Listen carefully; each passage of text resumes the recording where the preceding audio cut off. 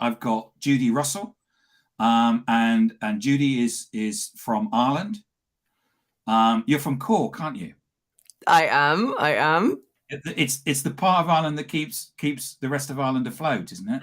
Dun, dun, dun, shh. I actually have sound effects that I wish I could play, but that is one of my favorite ever jokes, Tim. So I'm glad that you got to So use just it. so people know, Judie actually was supposed to tell the joke, but I thought I'd do it, and I thought I'd grab it and do it for myself.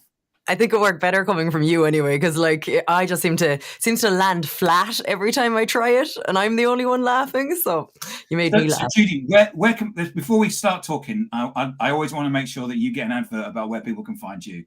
So where is it that they can contact you?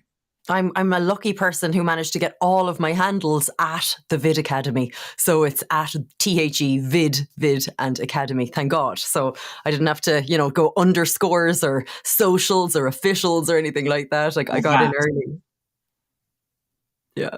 Fantastic. And so tell me about your background, because you've actually just um, did you did video and then you went to corporate and then you did video, or was it what was it? So you've got a degree in something quite I amazing. do. I do. And like I suppose we're so lucky here in this country that like you get out of college or you get out of school and you naturally kind of go into college and you don't even think about the things the price that American people have to pay to go to college every year. So it was just Yeah. natural to go, and I did economics, and I knew deep down I was a creative kind of person, but I just wanted something that was just like get people off my back, I guess, or something. It was like something that is sensible, that, I can just do that and then go traveling. The whole mission was to really go traveling. So I did a master's in economics, which was lovely. But like, a few years later, I was over in Australia and someone was like, Ireland's in a deep recession. Judy, what's a recession? And I was like, I don't know. We didn't cover that. Well, you got a degree, you got a master's in economics, so you know. I do. And you know what, actually, I suppose you could pick it up quickly. And isn't it amazing how sometimes people can just go on like interviews and say, this is Judie Russell and she has a master's in economics. I wonder if I could just wing it the way that I hear people winging it if I like tried my best, but I never have. I've never relied on it like that. So you've now started your business in terms of video, haven't you? Yeah. Yeah. So I went from I was traveling for 4 years and I was working in restaurants and bars, and I landed this job in Costa Rica for a sports betting company as a YouTube presenter. It was wild now, and this was 10 years ago, and it was just so incredible, Tim. Like this company had this studio with a green screen, 3 cameras, this machine called a TriCaster that allowed you to broadcast live on YouTube 10 years ago. And, it was just a few pushes of a button. And then I was on YouTube, and my mom was like, she's on TV in Costa Rica. And I was like, it's not really TV, it's YouTube. But it wasn't a thing then. But it's now that I'm starting to see companies invest in this. And it's taken that long. Like I thought that there was one of these rooms in the back of Deloitte and in the back of, PwC and stuff. And I was like, why does nobody have this? Why does this company in Costa Rica have this and nobody else does? So we're starting to see it come along now. But then I had my own TV show, which was wonderful. But I always tell people, like, the budget for this TV show. So I worked on a proper TV show, right, with a big budget. And then I had my own TV show with a ridiculous budget of €850 an episode. And that was a 30-minute episode every week. But I learned how to make efficient programming, how to make stories efficiently, but it totally burnt me out. So then I went back to economics and relied on my masters and stuff. And yeah, it's been a long winding road. Being able to being a in effect, you were producing and directing and presenting your TV show, and you had little budget, but what you were able to do was actually work out a way of, as you said, doing it efficiently and effectively. Because everyone thinks you have to spend, you have to get a big film crew in and stuff, don't they? And that's something that really like kind of bothers me. I was on set of a large production last summer, and I was just looking around at all of these people. And I'm not trying to take jobs away from people or anything like that, but I just think that the old method is broken. And, they were kind of looking at me coming on with my iPhone and a gimbal, and they were kind of laughing at me as if like, look at your one, and I was kind of laughing at them back, going, well, it doesn't actually look that different. Sound is still sound. You still need to have a professional sound crew, and you still need to have lighting. I suppose you still need the same amount of things, but I'm looking at this 40, 50 people behind the scenes, and one person might be holding up a sheet that could be held by, a clamp. And I'm like, surely this isn't like the way that it should be, So what I do is I'm a one-man show. Usually I go and I film people, and you'll often see me like with the camera and maybe a boom pole with a microphone on it, and maybe the other hand will have some kind of reflector, and then I'm directing the person. I'm like, okay, great, and I'm in and out, and I'm like, I'm not wasting any time. I'm not wasting your time. I'm not wasting my time. I want this to just get done as quickly as possible, and that's kind of how I operate. In a way. So why I did it. I decided that I'm constantly being told by my people, and I have to set, because I'm the CEO, so I have to set an example for everybody, which is what we need to do. Is that we need to create a set of yes. Linda says that you're an octopus, which is kind of actually what I was thinking. And one of the things that we need to do as individuals is create different content. It's not just about putting out, you can do written word and that, but ultimately different people consume content in different ways. Mm-hmm. Some people are looking for video, some people are looking for the written word, etc., etc.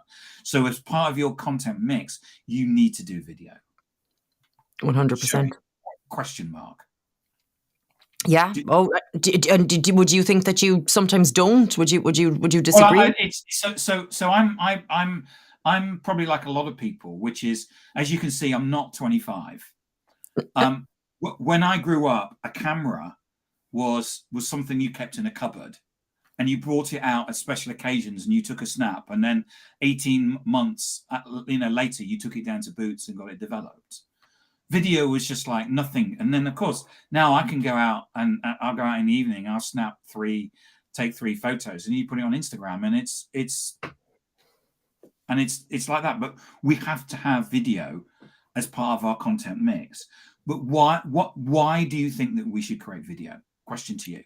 Well, do you know, I love the kind of you thinking back to when you were younger, because sometimes in my workshops, I start off by showing people my baby video, which was the camera in the press that came out with the tape. And my family was probably one of the first families to get one, because my parents owned an electronic company, not an electronic, domestic appliances, but they went high end with the cameras at one stage, right? And so the camera used to come out, and I'd be like, "Hi, my name's Judie, and this is my garden." And then I'd go up to the TV, I'd put the tape in, play the tape, and I was like, it still blows my mind that you can play the past on the TV, and the fact that we take this for granted so much, that you can capture a person's essence and play it back. And, okay, it's important for marketing, and I get that. But what I really love about it is filming my mother doing interviews with me, that I know that future generations will be able to watch that back. And I see that as a real place. Now, I know we're talking about business and stuff like that, but where it's important for business is that, you're familiar with the familiarity principle. The more people feel like they know you, the more they trust you, and the more they're likely to work with you. So by putting videos out there, people are feeling like they're getting to know you. It has the same effect as you sitting down and having a coffee with them almost. They're like, I don't know, for me anyway, I'm like, if I see an actor in real life, I'm like, hey, George Clooney, George, oh no, he doesn't know me. I just know him. Okay, weird. So I think that that's where video goes a long way for professionals to just get, for their audience to get to know them without them having to spend every minute of the day meeting people, even though that would be lovely. But we have work. Yeah, I've got a friend of mine is friends with one of the actors from The Office. So that's the UK version of The Office, not the US version. Great show, yeah. And he's stood in a queue in a local DIY store. And he's just minding his own business on a Saturday, picking up some things, paint or something. And someone will run up to him and basically say something from The Office. and as if they know him, and he has to react, and they expect him to react in character. And it's true, and I don't think people, and I know that people think that I've got to have a shirt and tie on, and I'm a professional person, but actually, the way that we sell is, I would, if I was meeting you for the first time, well, when I met you for the first time, I come on and I say, this is what I do, this is this is and we get to know each other. And video gives you that opportunity to actually fast forward that, short circuit that you can get this the way you said, the familiarity principle. You can have 800 million people knowing you, and that's such a powerful thing. I'm just going to put up Linda's comment. I've kind of half read it. I think being able to hear someone's voice, how they move into so just capture things. I agree. Yeah, I agree. I totally agree. I mean, we're filming this at the moment in the situation that, as you know, these things last forever. We're currently filming this on the 8th of March 2022, which is, there's a war going on in Ukraine, and the stills are frightening, but the video is more frightening. And I think it's what we see is that because we're used to seeing things moving in real time in our lives, that's where the power of video comes in. Absolutely. And we're in a, I suppose, I'm very slow to listen to any news at the moment. Actually, for the last few years, I see something and I'm like, I don't know what to believe. And that's where these phones come in, is the people there on the ground sharing their stories on social media is probably a more representative reality of what's going on than packaged pieces nowadays that potentially have some sort of influence. Maybe, I don't know, maybe they don't, maybe they're completely free of influence, but it's the everyone, I wish everyone was more trained up in video, that they would be able to clip a mic on someone, ask them a few questions, and then get other shots and put it together, which they are, which is actually really what TikTok and Reels is doing for people. It's turning people into editors the backwards way than I would have done it, but it's doing it contrary to what the way that I would. It's empowering people to, we everybody now has a mobile phone. I used to know someone who was a cameraman at Sky TV, and he'd bring home the camera for Christmas and stuff like that. And the thing was that the lens was £20,000. Yeah. And so video isn't expensive. We can quite easily take video of stuff. We're taking one right now because it's being saved. So what we've got, about 7 minutes left. So in terms of how do you create a video? Because I know when I started it, I did it wrong. Right. And how did you do it wrong, or what was wrong? Well, I thought about it. What you think about the wrong things. You you tell us. Mm-hmm. If I want to, so I did a 2-minute video on Monday, which I put on my LinkedIn profile. If people are watching this and say, well, I want to do that as well, and whether it's on Reels or TikTok or whatever, how would you go about doing a 2-minute video? I suppose the easiest way, I think, especially if you're just starting, is to work with content that you already have. So most of you probably have a website or a brochure or PowerPoint that you could just copy paste all that text into a text document. Then I would just read it out, reword it in dialogue format. So text, the way things are written and the way things are said are a little bit different. So I might take my website stuff and then I'll actually read it out loud and be like, oh, I wouldn't say it like that. So then I'd reword it to how I would say it. Then I would load it into a teleprompter app. And the teleprompter app, actually, I can show you there. It's called Teleprompter for Video. And it's a lovely app because what it does is it scrunches the text right next to the lens. So here we have the lens. And then this is the text that I just copy pasted in. Now, you have to use the selfie camera, which isn't going to be as good as the back camera. But if you just pop that up on a tripod, let it go, and it will go 5, 4, 3, 2, 1, and then it will just start scrolling at whatever speed you set it at. So then I would, have a few practice shots at that, put it up at eye level, on a tripod or even into a cup. I always, sorry now to move away, but I always use these little, cups, and I just cut out two. You've got the real deal. I've got if it's called a jobby, which if you're in Scotland it means something else. And this is what I don't know, £10-15 on. So what's Amazon? That? $20 on Amazon. Yeah. The lights I bought extra, which is the same, and I got a mic, which is the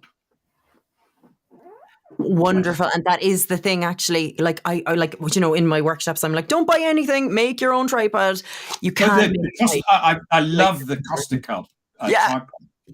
And then if you need it to be bigger, amazing. More than less. It's just, but you're right though. The and you can get natural light. So your light is fab, but natural light from the sun. So just put your cup in front of a window. But the sound. So like what I actually came across this study recently that tested these speakers. So it got a speaker talking about physics, and it got people to listen to the speaker talking about physics with good audio and bad audio. And then it asked them questions afterwards about how much they enjoyed the talk, if the speaker was smart, if the research was good.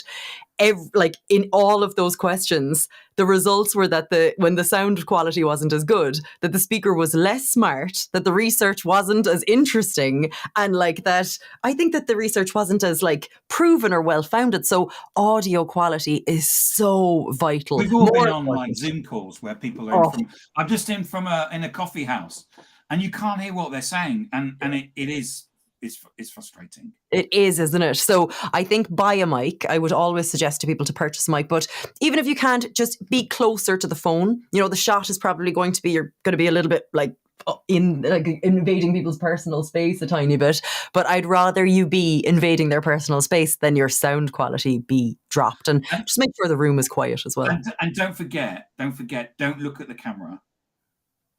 Look into the lens. Look into the lens, I always put a bit of paper up. There's a little green dot. Where are we? There's a little green dot there. And I always put a little bit of paper, and I talk at the little bit of paper. Amazing. And that is the thing as well, Tim. You're so right about this app. The reason that this app is all scrunched over, the text doesn't go the whole way across the screen like normal apps, is it's really scrunching it right next to the lens. So it does give the illusion that you're looking into the lens, but you're not. Thank God you're reading. And then that's just one video then that you'll be able to upload without any edits or cutaways or music or anything like that.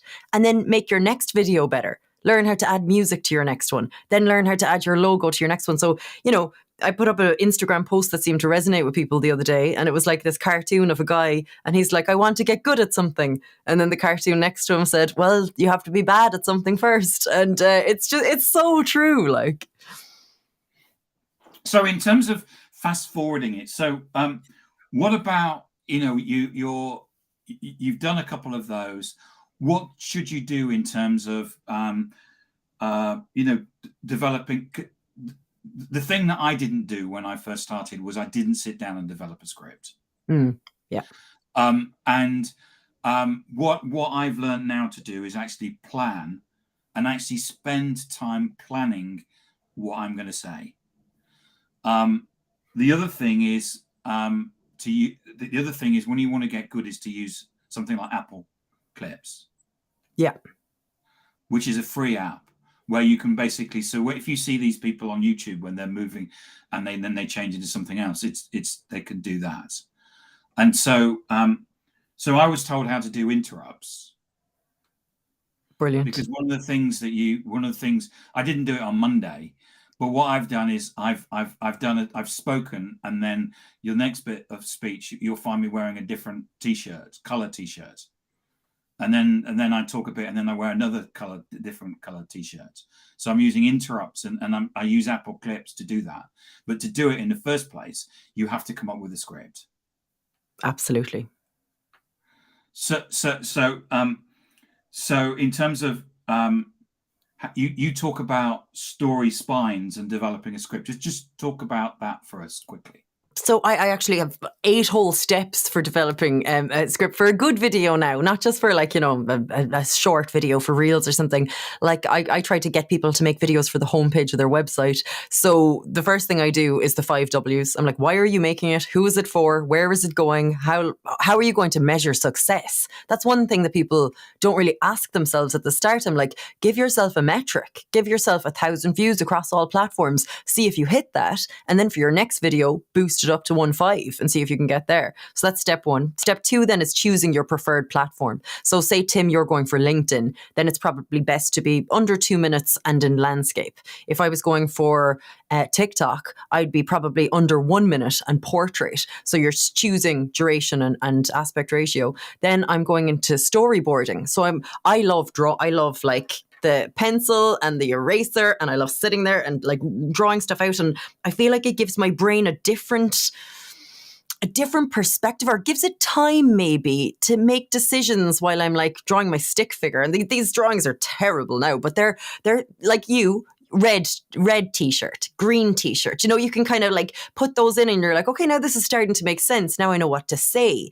Then I try to add a hook, something at the start of the video that wakes people up in the first 3 seconds. That's just like something, whatever that may be. Then I turn it all into a script and shot list. So that might be word for word that I load into the teleprompter, or it could be bullet points where I'm like, okay, talk about this for.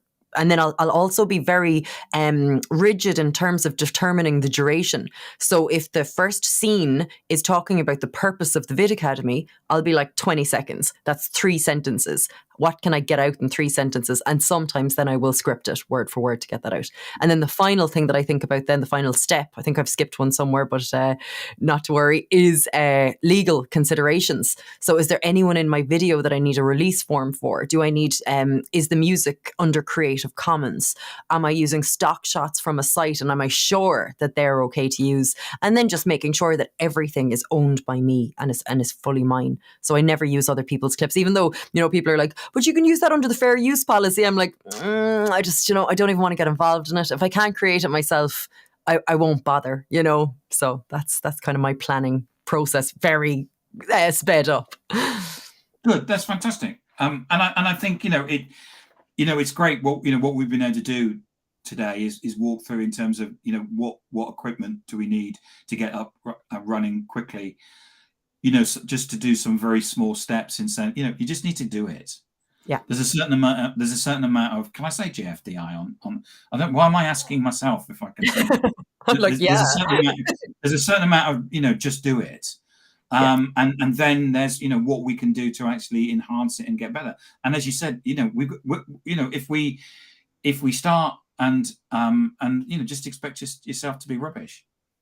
Oh, my first videos, Tim, thank God they're gone. It was in Costa Rica, right? And it was for sports betting. So they wanted to talk about like the good odds and the bad, or the good side, the person for the team and the person against the team, the positive and the negative. But the producer at the time was like, okay, we'll pretend you have a twin. So we'll record you on this side of the screen, wearing like pigtails and looking really like nice. And then the other side, and we'll get you a wig, a black wig. And it's like the recording is this really awkward conversation between me, who's never acted a day in my life. I didn't know what to do. I was like, yeah, so I'm not going to root for the Steelers. Oh my God. But if I hadn't made those videos, I would never be making this type of videos that I'd be making for YouTube today. So like, do it. Just do it. 100%. Yeah. And thanks to Mike, there's a good comment there about the planning process, and that it's really good. Thank you. Judie, thank you so much for coming on and sharing your expertise and your story about being a presenter in Costa Rica. I mean, what a life experience. Thank you so much for having me, Tim. Really enjoyed chatting to you. You're welcome. And remind people where they can find you. Anywhere ye are. I'm at the Vid Academy. I'm pretty much everywhere all the time. So come say hi. Okay. Thanks, Judie. Thanks for today.